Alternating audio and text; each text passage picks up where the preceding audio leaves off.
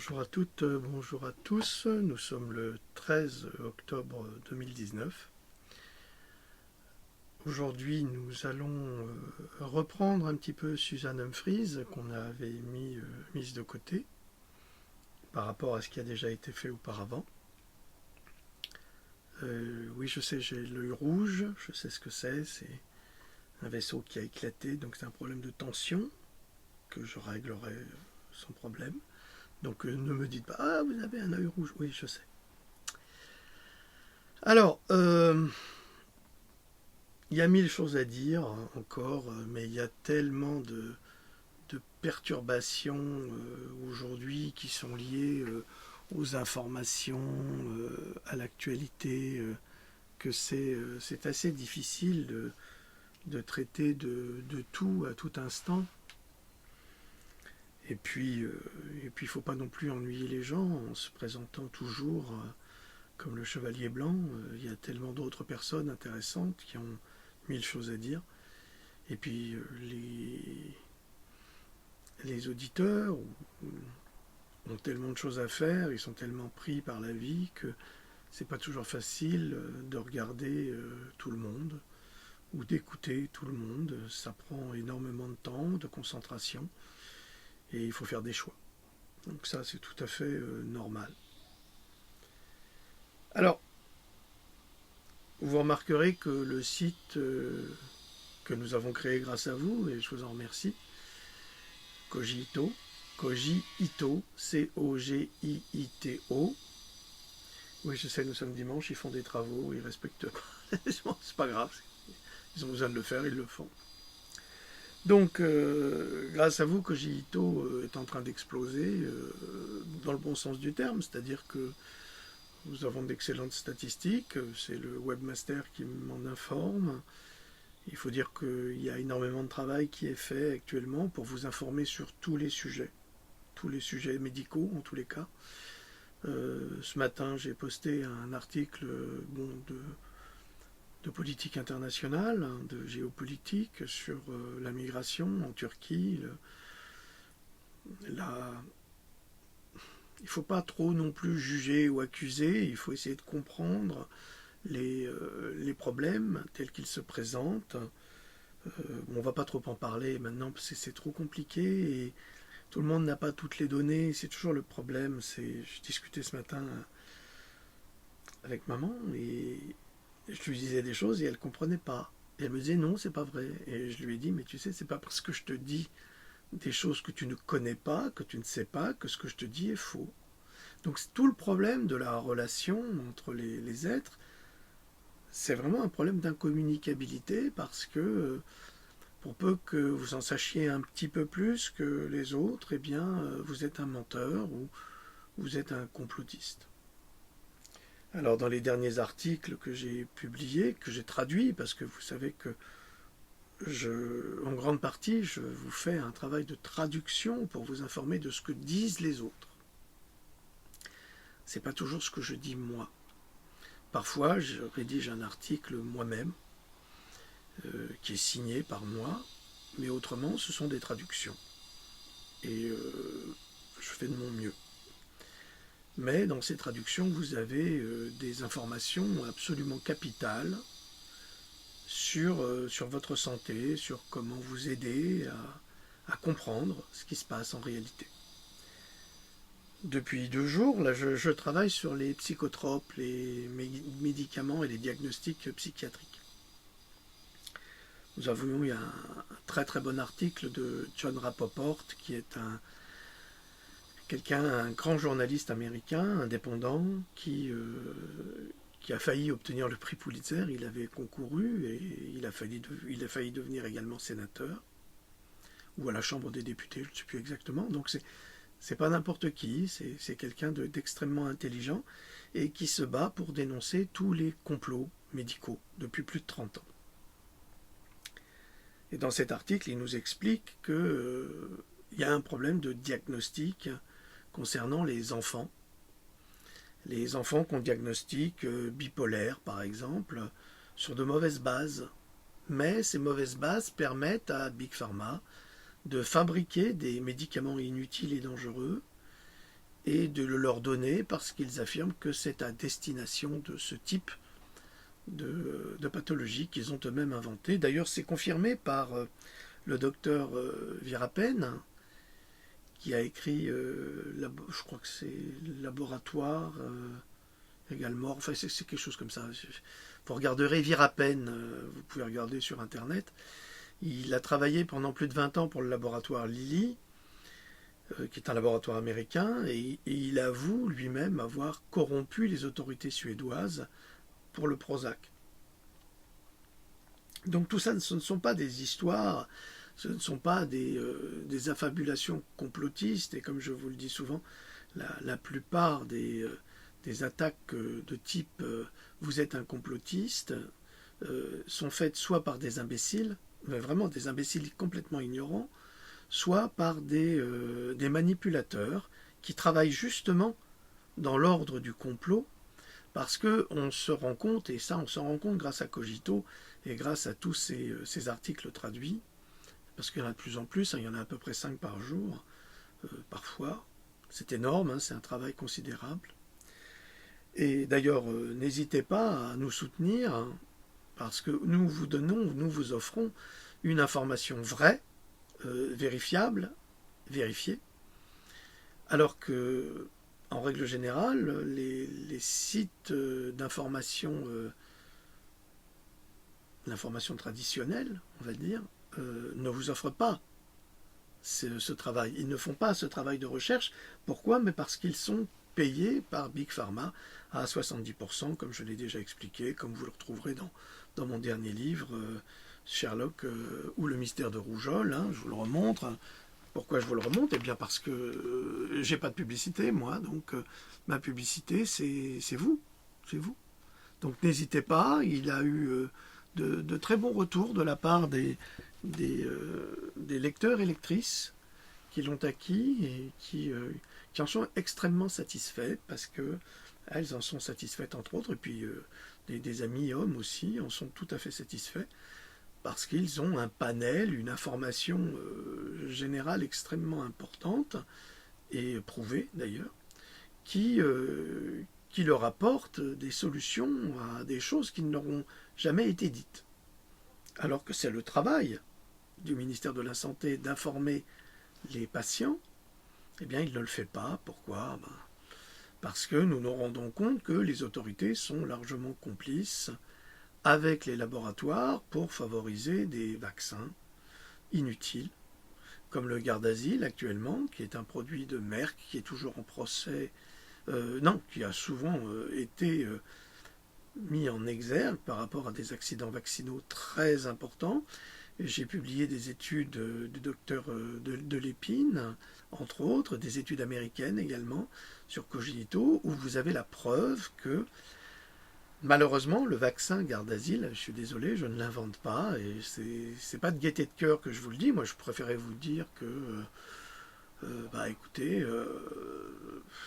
Gardasil, ça fonctionne très bien, c'est formidable. Non, je voudrais bien vous le dire, mais c'est pas le cas.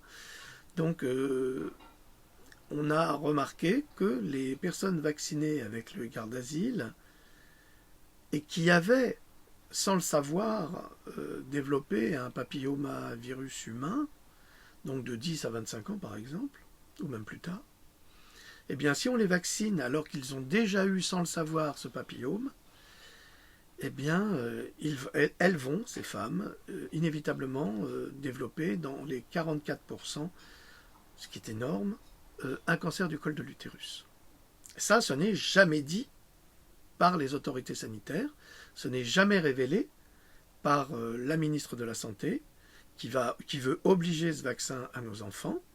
Donc, et c'est sans doute pour ça, parce qu'ils le savent, et qu'ils veulent vacciner les enfants de plus en plus tôt, mais on ne sait jamais, parce qu'il y a un soupçon, fort soupçon, que ce papillomavirus humain puisse passer à travers la naissance, soit de la mère, soit à partir de la mère, soit à partir de la conception, et du père, à partir de sa conception génétique.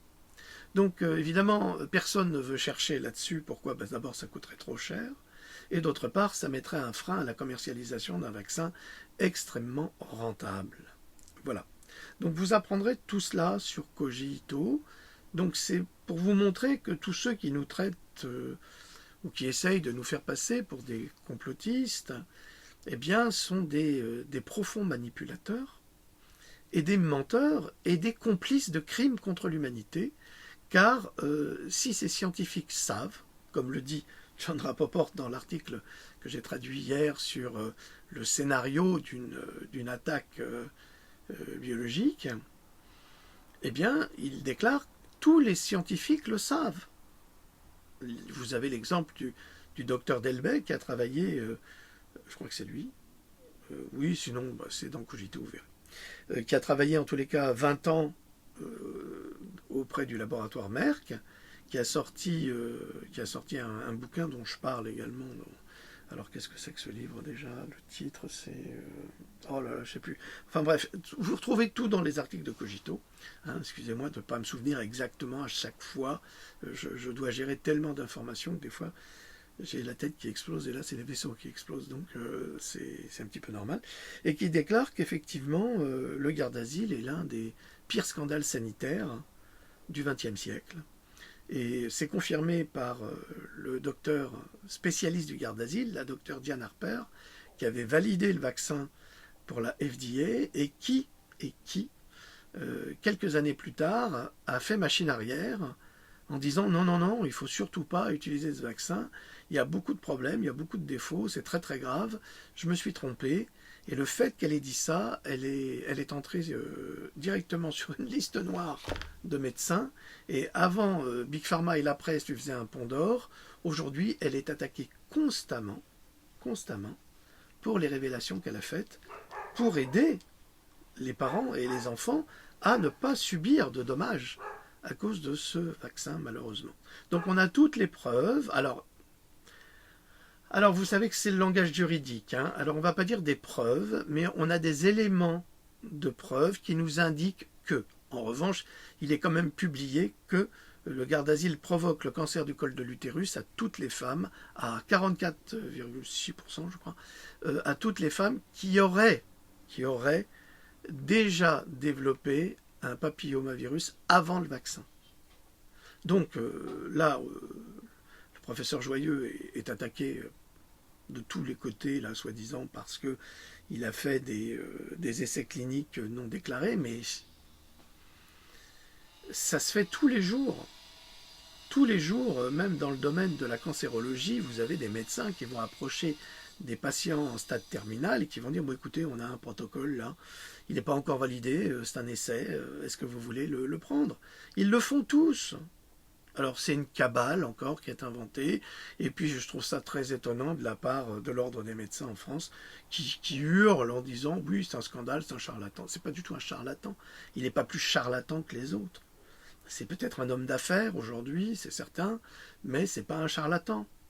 Donc faut arrêter, il faut vous informer un petit peu sur la réalité médicale, parce que c'est comme ça que vous vous faites manipuler et que l'on manipule l'opinion, tout simplement parce que le professeur Joyeux s'est opposé à ce vaccin en déclarant qu'un frottis régulièrement pour les femmes suffirait pour diagnostiquer, oui ou non, s'il y a un papillomavirus, et on peut le traiter à temps.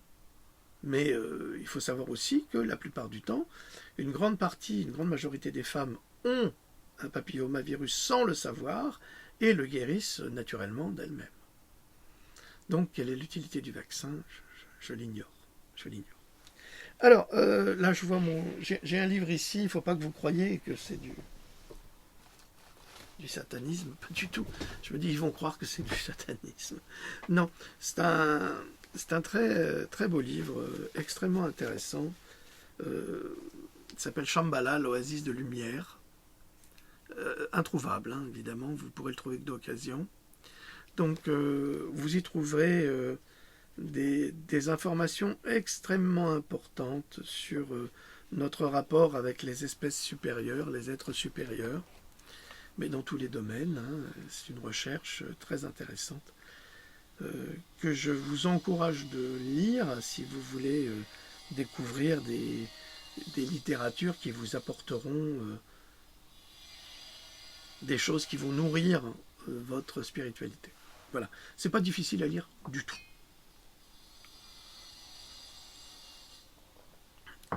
Voilà, donc nous allons reprendre cette conférence que j'ai retranscrite de Suzanne Humphries à propos de la vaccination.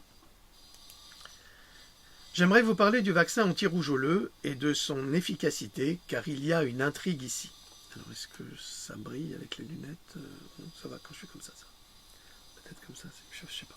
Voilà, bon, bref.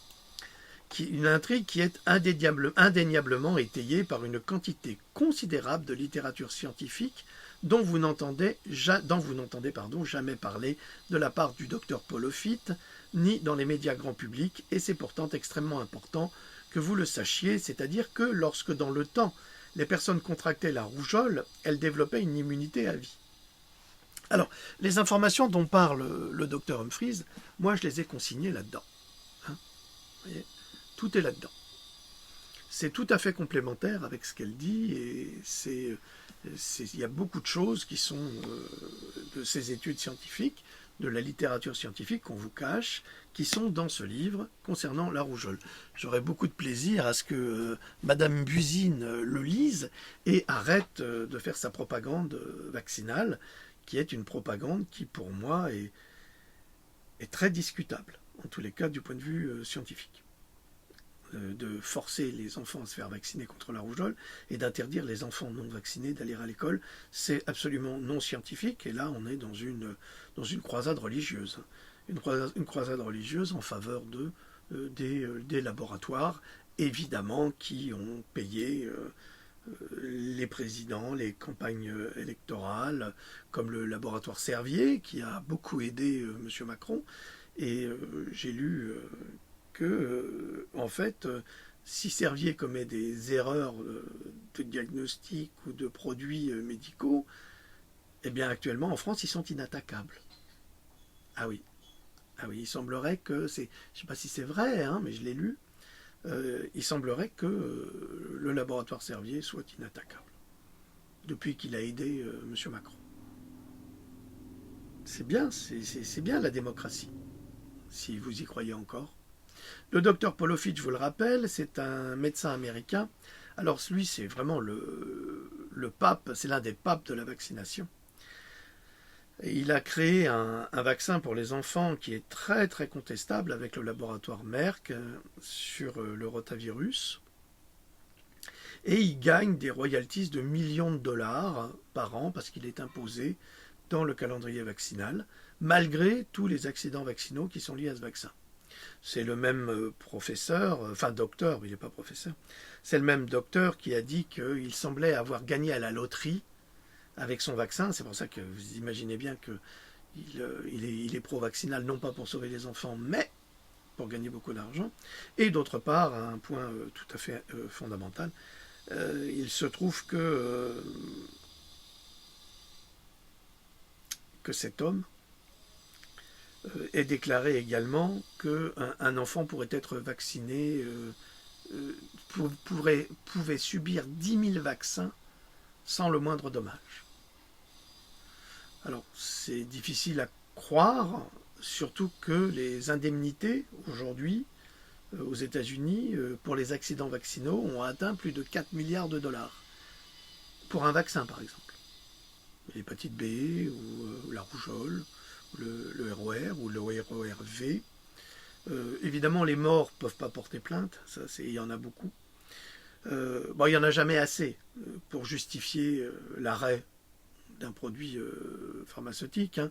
Il a quand même fallu attendre plus de 60 000 morts aux États-Unis, et il y en a plein qui n'ont pas été comptabilisés dans le reste du monde, pour retirer le Vioxx, alors qu'on le savait. Donc, vous voyez, c'est vraiment... on n'est plus dans de la médecine, on est dans du commerce. Et dans tous les articles que nous publions de ces gens extrêmement intéressants sur cogito.com, vous commencez à comprendre, si vous les lisez, vous commencez à comprendre que c'est véritablement un plan stratégique de rendre les enfants malades dès la naissance pour entretenir une industrie qui est l'industrie pharmaceutique tout au long de la vie du malade. On n'avait pas cela il y a 150 ans. Ça n'existait pas. Il faut que vous preniez conscience de cela.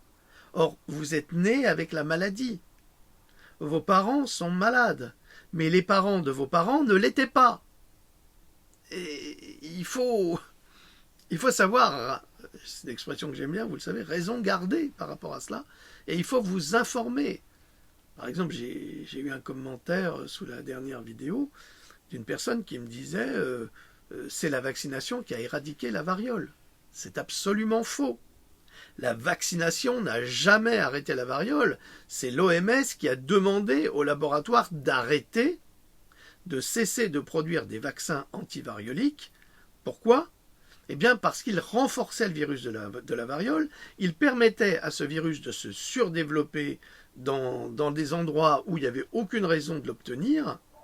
Eh oui, parce que c'était sans fréquentation d'animaux, c'est pas une zoonose, mais c'est presque cela. Donc c'est l'OMS, c'est pas les vaccins. Donc quand vous avez ce type de discours de personnes ignorantes, eh bien nous nous retrouvons face à un mur, parce que on ne peut pas leur dire, mais écoutez, non, la science, c'est pas, révisez votre science. Évidemment, les gens ne veulent pas réviser leur science. On leur a dit que c'était comme ça, c'est comme ça. Et c'est souvent le cas de ces personnes qui surfent sur Internet et qui ne font pas de recherche, mais qui se contentent de ceux qui ont fait des recherches. C'est pour ça que je fais des livres, pour que vous ayez les traces et les sources. Alors que les gens qui surfent sur Internet, je me souviens d'avoir fait un voyage un jour en compagnie d'un jeune garçon qui était très intelligent et qui savait plein de choses, mais tout ce qu'il savait, c'était Internet. Et alors, il disait des énormités parce qu'il n'avait aucune base. Aucune base historique, aucune base culturelle. Il avait une base intellectuelle, mais il n'avait pas une base culturelle. Il n'avait pas une base de connaissances. Donc, c'est très très difficile de se retrouver face à ces gens-là qui croient avoir une connaissance acquise qui ne l'est pas. Et d'ailleurs, ceux qui font des recherches sont sujets à faire souvent des burn-out. Pourquoi ?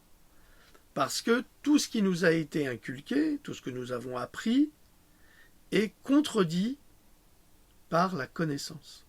C'est pour ça que les hommes politiques ne veulent pas qu'il y ait de connaissance. C'est pour ça que les hommes politiques ne veulent pas que les enfants soient éduqués intelligemment. Ils ne veulent pas des gens qui pensent. Ils veulent des gens qui ne réfléchissent pas et qui agissent, qui obéissent. C'est cela qu'ils veulent. Je reprends. Alors, c'est-à-dire que dans le temps, les personnes contractaient la rougeole, elles développaient une immunité à vie, 75-85 ans, donc jusqu'à 75-85 ans. Nous en sommes certains. Et c'était dans le contexte d'une circulation continue du virus, puisque le vaccin contre la rougeole n'existait pas. Il est également amusant de constater que le docteur Offit affirme continuellement que les seules personnes qui pensent que la rougeole n'est pas un problème sont celles qui n'ont pas vécu des épidémies. Or, c'est tout le contraire. Les gens qui ont vécu des épidémies de rougeole déclarent « Je ne vois pas où est le problème ». Évidemment, évidemment. Et surtout dans nos hémisphères, on ne meurt pas de la rougeole chez nous. Qui meurt de la rougeole ? Alors, ce sont des personnes qui sont immunodéprimées, ce sont des personnes qui sont déjà malades, ce sont des personnes qui ont eu le sida, ce sont des personnes très âgées, donc immunodéprimées, qui peuvent contracter une rougeole et développer une pneumopathie qui va les emporter. Mais pas plus que le vaccin contre la grippe, pas plus que cela. À cette époque, comme je l'ai déjà indiqué, les petits bébés n'étaient jamais infectés par la rougeole. Ils étaient protégés par leur mère pendant quelques années lorsqu'elles allaitaient, et certaines études ont même montré que cet effet de protection du lait maternel pouvait durer jusqu'à l'âge de 10 ans. Alors évidemment, actuellement, vous avez une politique qui vise à séparer le bébé de la maman, surtout pour ne pas continuer à faire le lien, et à l'empêcher de se nourrir de tous les anticorps de sa maman pour l'affaiblir. Parce que dans les laits maternisés, vous avez souvent des OGM. Puis après, vous avez vos enfants qui ont des maux de ventre épouvantables. Épouvantables. Ensuite, on va dire, bah oui, ils ont un rotavirus qu'ils ont attrapé, on ne sait pas comment, alors il faut le vacciner. Et vous avez des cas d'enfants vaccinés avec ce vaccin-là qui sont devenus autistes. Comme je l'ai dit, il faut voir ça dans une traduction que j'ai faite et qui m'a été volée par un imposteur.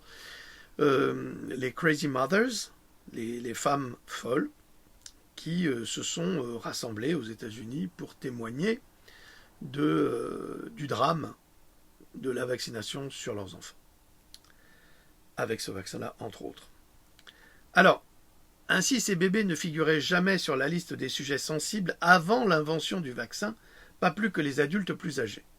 Donc vous comprenez que avant l'invention du vaccin, les bébés n'étaient pas si malades, et déjà en 1963, il y avait pratiquement plus de morts de la rougeole. Évidemment, si vous vivez dans un taudis, si vous n'avez pas suffisamment de nourriture pour nourrir votre système immunitaire, n'oubliez pas que votre corps en fait est une machine qui comme une voiture, a besoin, elle, d'essence, et votre corps, il a besoin de vitamines, de bactéries, à la fois bonnes et mauvaises, pour faire l'équilibre.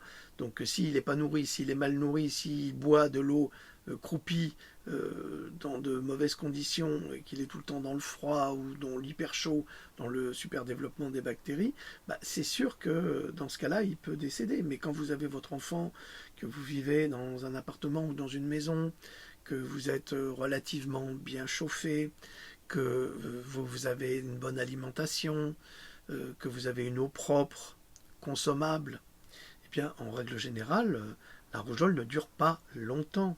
C'est juste un mauvais moment à passer d'une semaine, et puis après, c'est terminé. Il faut surveiller. Vous donnez de la vitamine A à l'enfant si l'enfant est contaminé, vous lui donnez de la vitamine C, et ça passera comme une lettre à la poste. C'est ce que disent les médecins.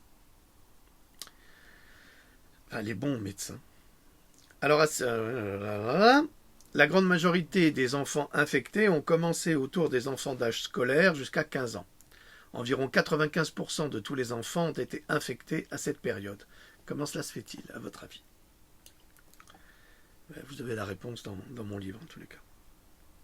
Parce qu'il y a des réponses, hein, c'est pas par hasard. Alors, et cela se produisait par vagues lentes, seulement quand il y avait des sujets sensibles, et il s'agissait d'un schéma très contrôlé de la maladie bénigne, comme vous pouvez le lire dans le British Medical Journal de 1959, lorsque les médecins faisaient encore des rapports. Parce qu'on leur demandait, aujourd'hui on ne veut surtout pas qu'ils en fassent des rapports. Pourquoi? Pour ne pas montrer qu'il y a un problème avec les vaccins. Alors, on va me dire, ouais, vous êtes un anti-vaccin. Non, non, je suis pour la science, pour la vraie science. Je ne suis pas pour un dogme religieux qui va vous dire, le vaccin, c'est la vie. Non, c'est pas vrai. Et surtout pas les derniers. Lisez l'article qui a été publié sur Cogito sur le tétanos, et vous comprendrez que maintenant, c'est des vaccins OGM qui vont directement cibler votre ADN, et alors là, on ne peut plus rien faire. C'est-à-dire que c'est vraiment une activité criminelle d'handicaper à travers les vaccins et leurs toxines, neurotoxines et virus, comme le SV40, ils ont dit qu'il n'existait plus alors qu'il est toujours présent et qu'on a toujours des cancers chez les enfants, c'est publié, c'est pas moi qui l'ai écrit, je l'ai traduit, ou que vous avez 44% aussi, étrange, de cancer chez les enfants qui est lié au virus SV40, qui lui aussi pourrait passer par le virus qui a contaminé les parents. Alors vous voyez, c'est la science, vous avez la science, et comme le dit John Rappaport, vous avez la science, et puis vous avez la science officielle. Or, la science officielle est tenue par l'industrie de cette science. Donc ce n'est pas la science. Et les scientifiques le savent, mais ils ne peuvent pas parler, parce que s'ils parlent, ils sont sur une liste noire, et ils ne travaillent plus, et ils ne gagnent plus leur argent, exactement comme l'a fait un médecin américain qui a découvert que dans les vaccins, l'ADN animal provoquait des réactions extrêmement grave dans notre corps et qui serait à l'origine de toutes nos maladies, entre autres. Alors elle a été laminée parce qu'elle a dit la vérité. Donc tout le problème, il est là. Alors, ils ont décidé de créer un vaccin parce que cela pouvait être en fait, comme le dit le docteur Langmuir, parce que ça pouvait être fait. Ils ont cru que le vaccin pouvait aider à éradiquer une maladie qui ne tuait déjà plus grâce au progrès de l'hygiène et grâce au progrès de la conservation des aliments. Mais si vous guérissez toutes les maladies à travers l'hygiène et l'idée du confort, eh bien les laboratoires pharmaceutiques n'existent plus. Ils n'ont plus de raison d'exister. Ils deviennent parfaitement inutiles puisque vous n'êtes pas malade. Alors il faut absolument trouver un moyen pour vous rendre malade.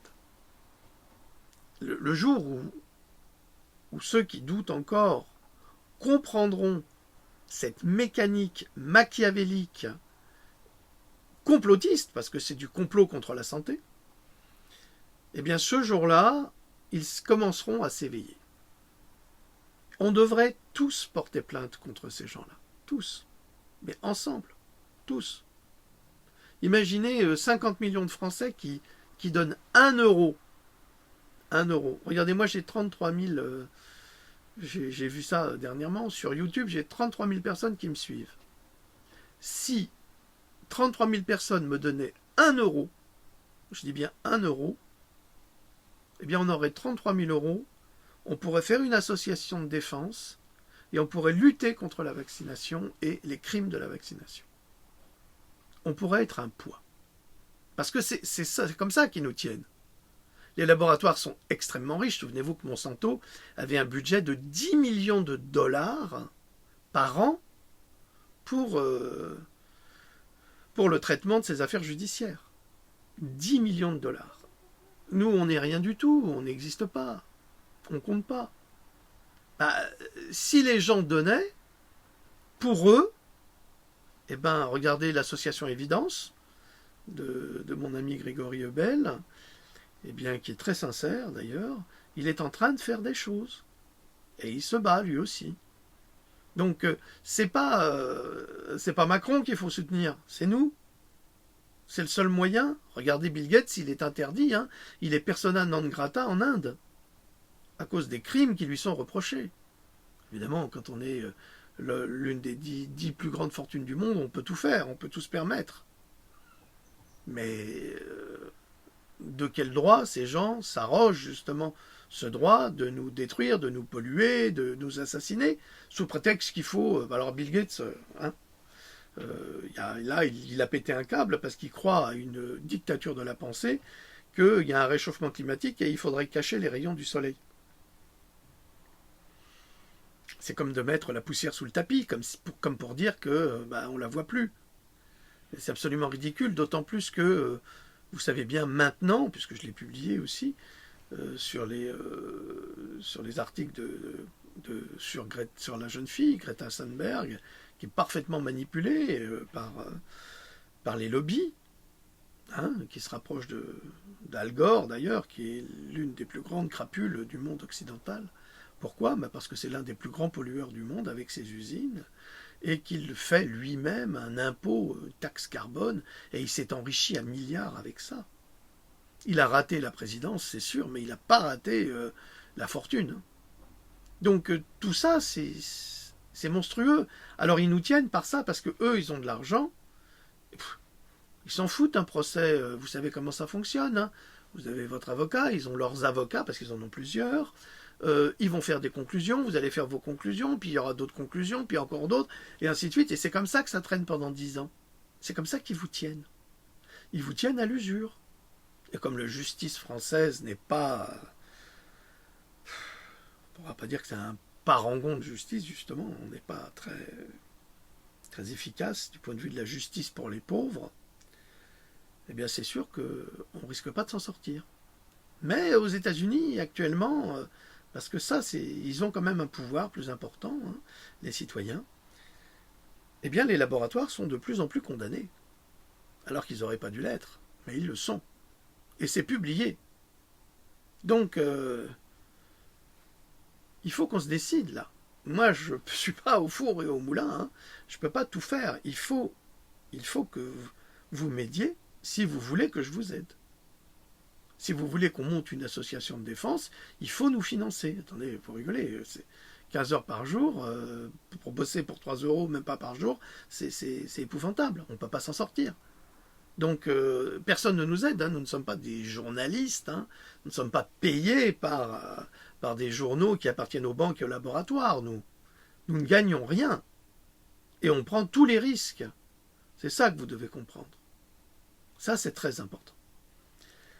Alors, ils ont créé ce vaccin en 1963, le vaccin contre la rougeole, donc le ROR, enfin d'abord la rougeole, puis ensuite ils l'ont transformé. Après c'est devenu ROR, mais pas tout de suite. C'est dans Pandora 6. Le premier vaccin s'est en fait avéré être un désastre total, puisqu'il a provoqué une maladie appelée la rougeole atypique. J'en parle souvent. La rougeole atypique est en fait la rougeole qui provient du vaccin. Or, le vaccin n'est pas un vaccin avec la vraie rougeole, la rougeole sauvage. C'est un vaccin qui a été conçu à partir d'une rougeole qui ressemble à la rougeole sauvage, mais qui n'est pas la rougeole sauvage. C'est comme le Canada Dry. Ça ressemble à de l'alcool, mais ce n'est pas de l'alcool. Et bien là, c'est petite pub.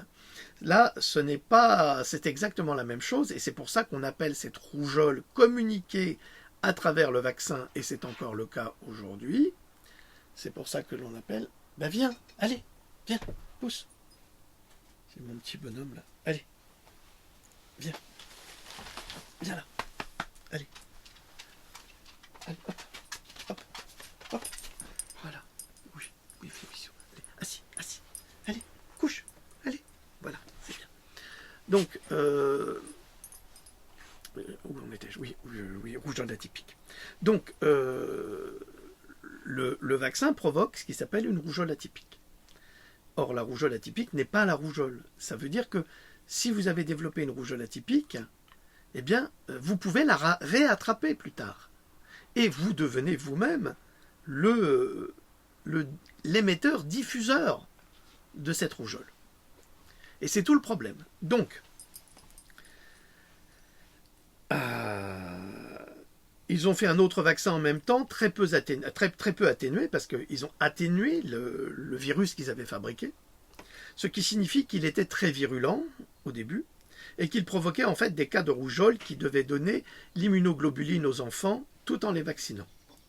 C'est ce qui s'est fondamentalement produit, et l'immunoglobuline est un produit sanguin, donc avec de l'ADN en plus, et qui créait toutes sortes de problèmes de santé, comme vous pouvez vous en douter.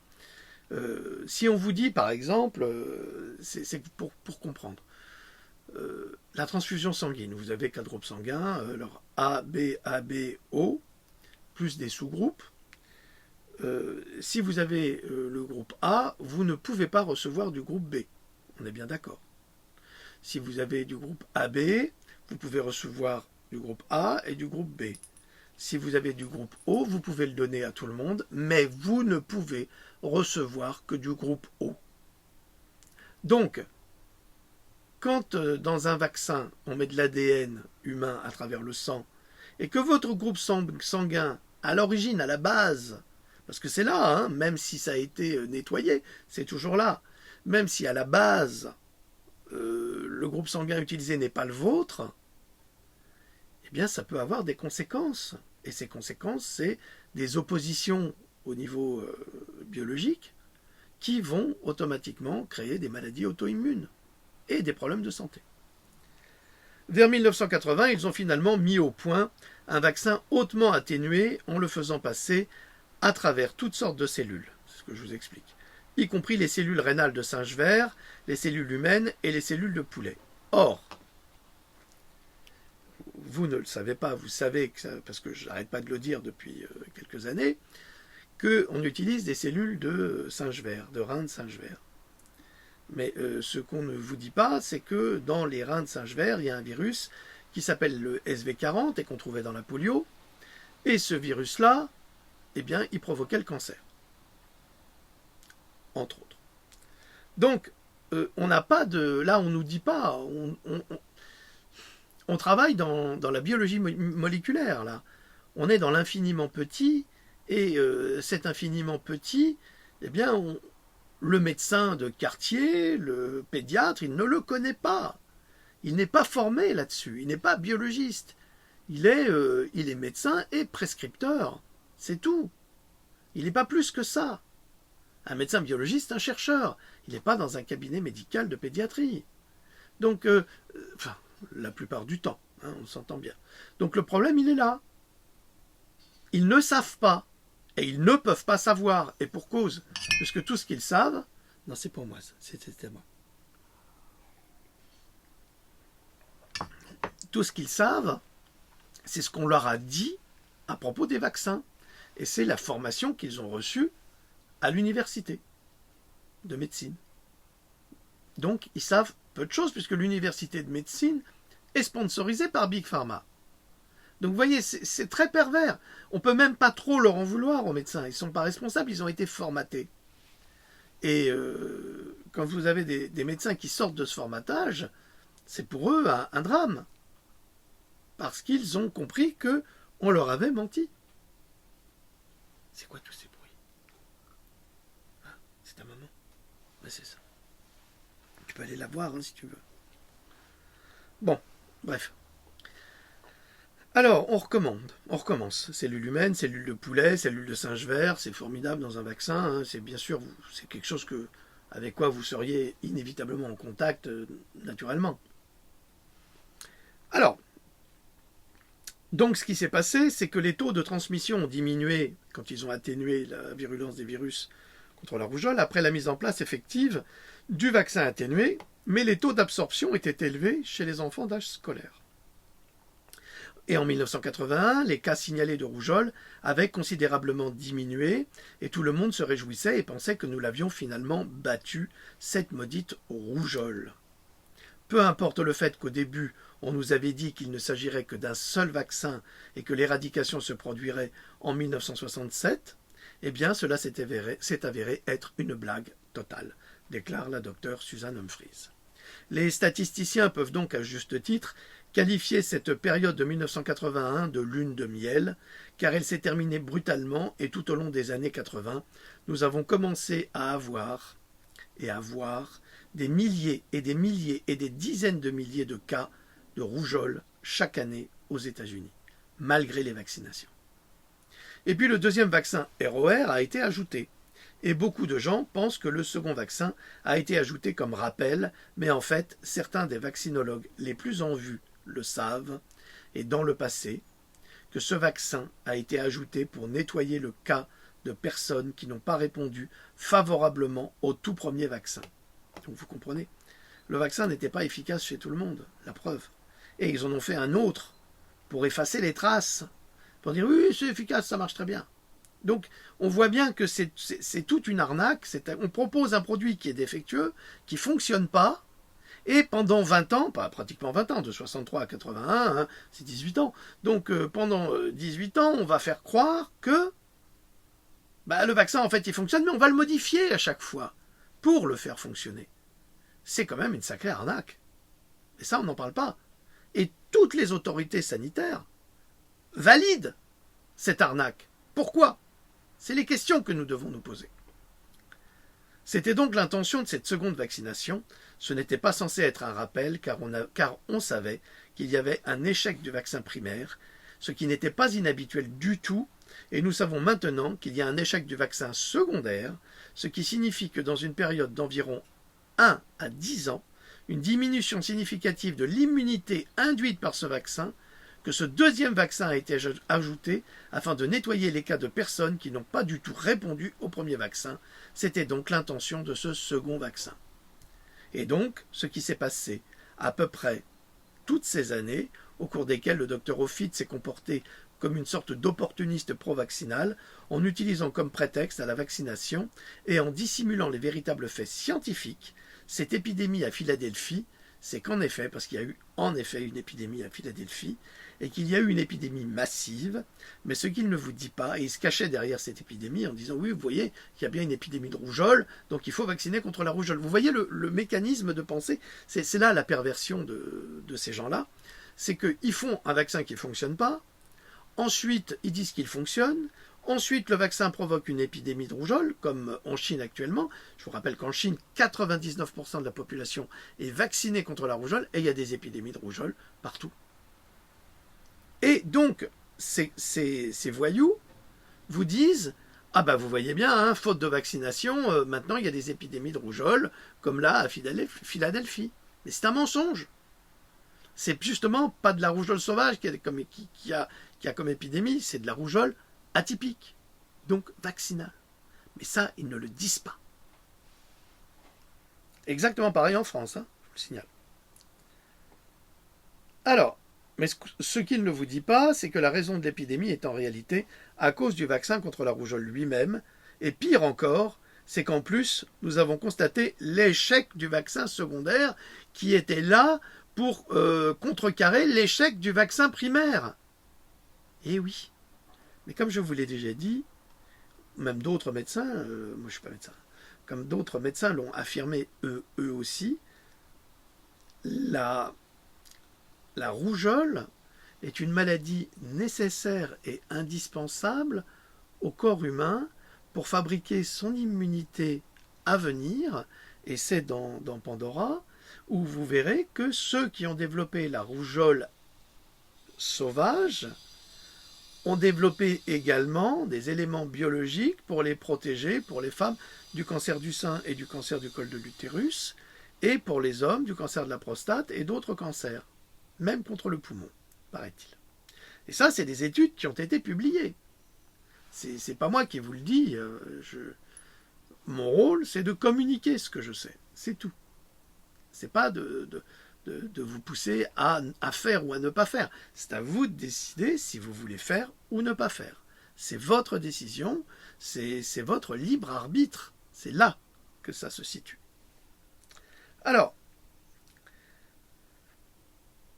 ce que nous avons vu, c'était des bébés infectés, ce qui n'était jamais arrivé auparavant, et les enfants plus âgés et des adultes, ce qui n'était jamais arrivé non plus auparavant, et nous le constatons aujourd'hui. Même le docteur Suchat, alors, ou Skoukat, ça dépend dans quelle langue on le prononce, a déclaré qu'il y a étonnamment beaucoup d'adultes qui sont contaminés par la rougeole atypique aujourd'hui, et que cela n'aurait jamais dû se produire avec ce vaccin qui est censé, d'après les autorités sanitaires, nous protéger à vie. En fait, grâce au vaccin, les enfants qui gèrent le mieux la maladie sont seulement protégés pendant une courte période. Donc, il est très important de le noter, ce que nous vivons actuellement est essentiellement la désintégration de tout type d'immunité qui a été causée par le vaccin. Et ce que je prédis dans les prochaines années, c'est que les autorités vont utiliser ce prétexte pour forcer les adultes que nous sommes, que nous avons besoin de plusieurs séries de vaccins tout au long de notre vie afin de maintenir cette immunité collective. Or, l'immunité collective est un conte de fées. J'en ai déjà parlé, j'ai déjà publié. C'est une sottise dont nous parle d'ailleurs la docteure Buzine. C'est drôle parce que dans des pays, vous avez des médecins qui font des affirmations et ils sont crus comme le bon Dieu. Et puis dans d'autres pays, vous avez d'autres médecins, des fois même bien plus élevés au niveau professoral, hein, ce sont des professeurs et pas que des médecins professeurs, c'est un titre, qui vous disent tout à fait le contraire. Alors là, c'est comme le Japon. Le Japon a interdit le garde d'asile. C'est interdit au Japon à cause de tous les accidents vaccinaux que ce vaccin a créés. En France, il est obligatoire. Est-ce que ça veut dire que les Japonais sont des imbéciles? Je crois pas. Je crois pas du tout. Je crois même que la technologie japonaise est bien plus en avance que la technologie française. Eh oui. Alors pourquoi ces gens-là seraient plus imbéciles que nous et se tromperaient sur l'utilisation du garde d'asile, par exemple? Je sais pas, moi. Je crois qu'ils en ont rien à foutre des laboratoires. Je vous rappelle que la rougeole, les vaccins de l'enfance ne sont pas obligatoires au Japon. Et la conséquence, c'est que le Japon est le premier pays au monde à ne pas avoir de décès de nourrissons ou de morts d'enfants en bas âge. Alors j'imagine tout de suite les complotistes habituels. Oui, mais c'est le premier pays où il y a des suicides d'enfants. Oui, ok. Ça, c'est culturel. C'est culturel. C'est pas scientifique. Donc, ne mélangeons pas les données culturelles et scientifiques, comme le fait régulièrement Big Pharma pour valider ses mensonges. Alors voilà donc l'histoire que vous n'allez pas entendre de la part du CDC, les centres de contrôle de maladies. Tout ce que vous allez entendre d'eux de la part de Paul Offit, c'est que ce sont des chrétiens, que les gens comme moi qui se posent des questions sur les vaccins sont des chrétiens fondamentalistes qui ne vaccinent pas leurs enfants, ces religieux inconscients qui mentent et s'éloignent des vaccins, ces gens d'exemption philosophique qui sont des charlatans et qui ne comprennent pas la science, qui sont responsables des épidémies alors que c'est tout le contraire. Et cela m'inclut également, moi médecin, déclare Susan Humphries, chercheur, d'ailleurs même, si j'ai plusieurs diplômes dans différents domaines de la science, et un diplôme en physique, et que j'ai travaillé dans un laboratoire et fait mes propres recherches, je suis également considéré comme une ou un charlatan qui ne comprend pas la science. Tu veux descendre? Allez. Voilà. C'est quand même extraordinaire. Cette femme est une grande scientifique, elle est médecin, elle est néphrologue, elle a un panel de connaissances considérable, elle a fait des expériences physiques, biologiques et chimiques dans des laboratoires, et parce qu'elle n'est pas d'accord, parce qu'elle apporte, elle, une autre expertise scientifique, c'est une charlatan. Bah, comme le professeur Joyeux, par exemple. C'est du même acabit, hein.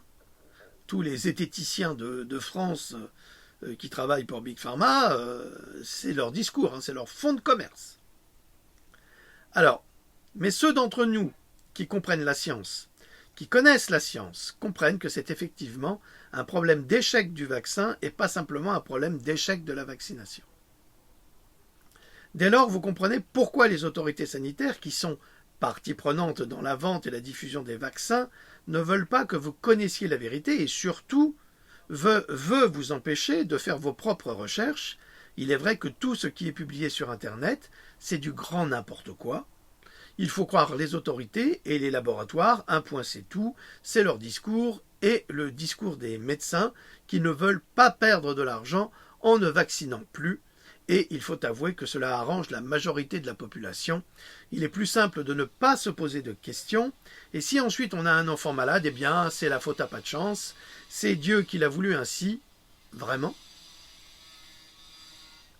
C'est vraiment ce que vous croyez, vous, qui m'écoutez?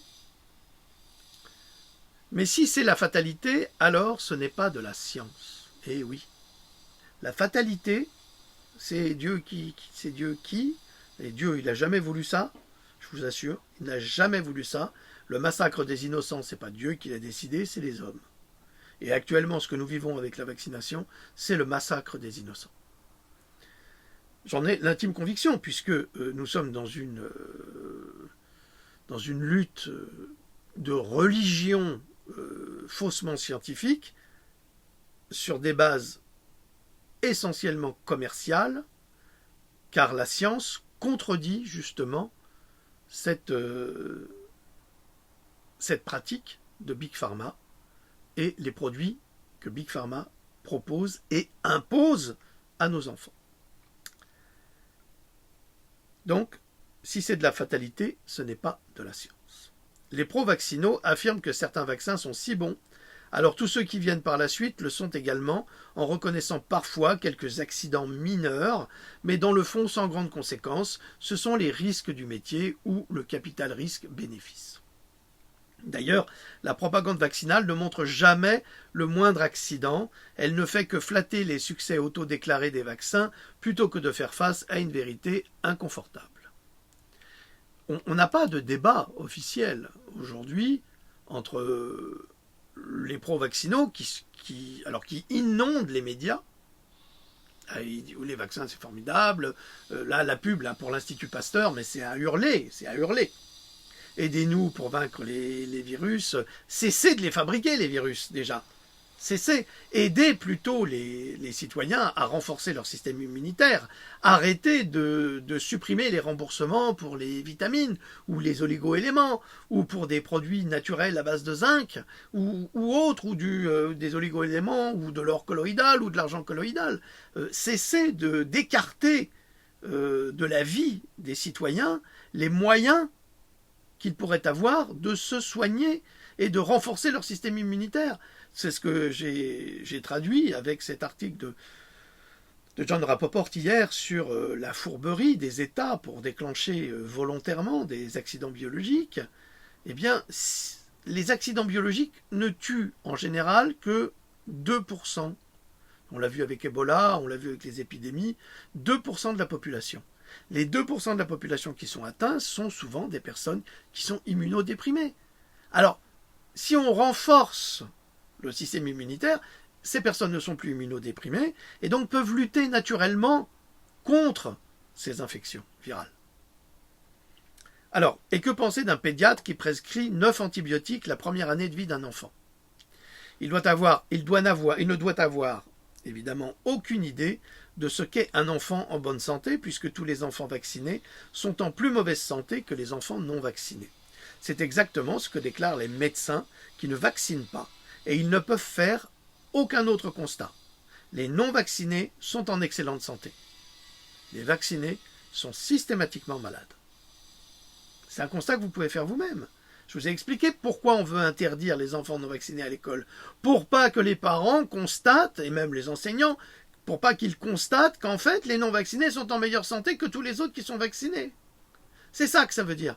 Bon, dans le fond, c'est pas plus mal. Hein. Si vous pouvez faire l'école à la maison, ce serait formidable parce que ce serait une véritable éducation. Et il faut savoir que les enfants sont des machines à apprendre. Ils apprennent tout et très vite, plus vite que vous. Ils ont des capacités au niveau cognitif qui sont formidables, tant qu'ils ne sont pas vaccinés avec des métaux lourds et des ADN et autres poisons biologiques.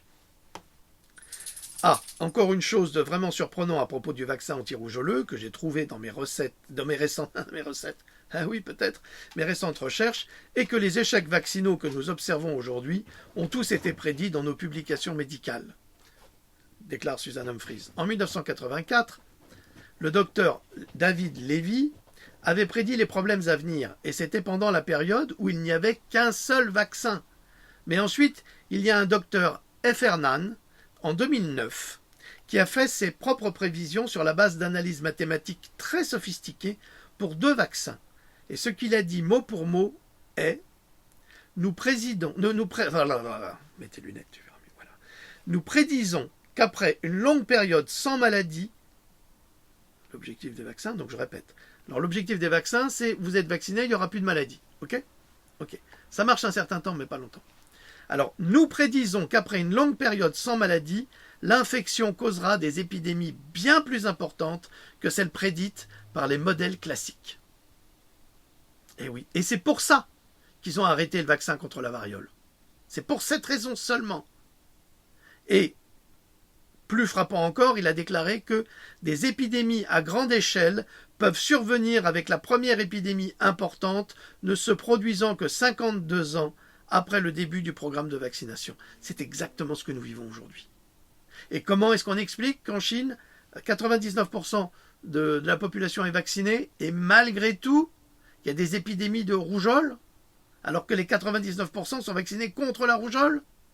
Il n'est pas possible que 1% de 1,3 milliard de Chinois contamine au moins bien plus qu'1 milliard de personnes. C'est pas possible. C'est donc que le vaccin est responsable, c'est prouvé, nous le savons. Et là, Susan Humphries reprend, eh bien, devinez en quelle année, et 52 ans plus tard, 2015, et ça, c'est l'année de la déclaration de guerre pour toutes les personnes qui n'étaient pas vaccinées contre la rougeole, parce qu'en 2015, ils ont tout déclenché. Maintenant, comprenez-vous pourquoi le CDC veille tard dans la nuit et a des attaques de panique. Voilà, ben on continuera cette conférence plus tard. Nous sommes à 60 minutes déjà. Je suis désolé. Mais ça fait partie justement de la connaissance. La connaissance ne s'acquiert pas en 1 minute. Ça prend des années et des années de recherche. Et vous en bénéficiez là, maintenant. Alors, Loulou vous salue bien, ne peut pas être là aujourd'hui. Je vous dis à bientôt. Je vous souhaite de passer une excellente semaine. Et si vous avez des questions, vous les posez. Regardez le site kojito.com. kojito.com, ça sera dans la description de la vidéo. Vous aurez énormément d'informations qui vous apprendront beaucoup sur la psychologie, la psychanalyse, les vaccins, tout ça, sur les médicaments, sur tout. Vous apprendrez plein de choses. Voilà, je vous salue, je vous dis à très très bientôt. Salut!